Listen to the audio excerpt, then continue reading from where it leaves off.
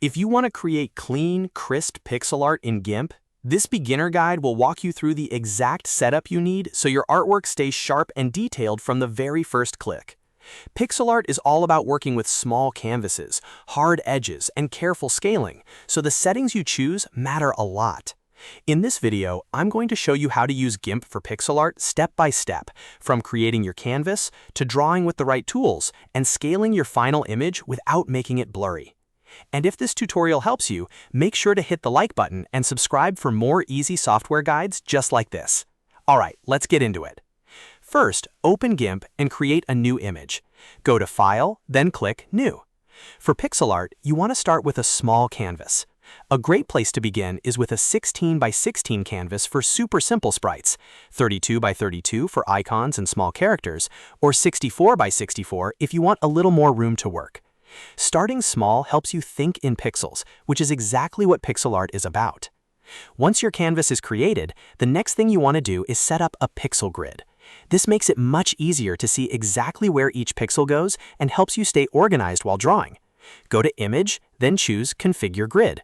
Set both the width and height to 1 pixel. That gives you a grid where each square matches a single pixel, which is perfect for pixel art. After that, go to View and make sure Show Grid is enabled. Now you'll see the grid overlay on your canvas, which makes your workflow much easier and more accurate. Next, you need to choose the right drawing tool, and for pixel art, that means the pencil tool. You can press N on your keyboard or go to Tools, then Paint Tools, and select Pencil.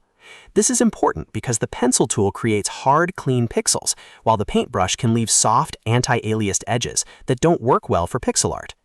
Once the pencil tool is selected, set the brush size to 1 pixel.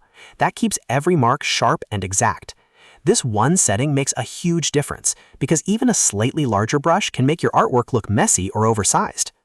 Now let's talk about erasing. If you make a mistake, you can use the eraser tool by pressing Shift and E. Just like with the pencil, you want to make sure you're using a hard brush, so the eraser removes pixels cleanly without leaving blurry edges behind. In pixel art, clean edges are everything. If your eraser is too soft, it can ruin the crisp look you're trying to create, so always keep it sharp and controlled.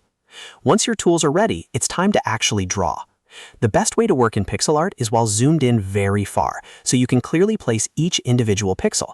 Don't be afraid to zoom in heavily because pixel art is supposed to be precise. Working zoomed in gives you better control and helps you see shapes, outlines, and details 1 pixel at a time. Try building your design slowly, 1 block at a time, and focus on clean shapes first before adding any details. That method makes it much easier to create readable pixel art, especially if you're just getting started. After you finish your design, the next important step is scaling it correctly. This is where a lot of beginners accidentally make pixel art blurry. To resize your image, go to Image and then Scale Image.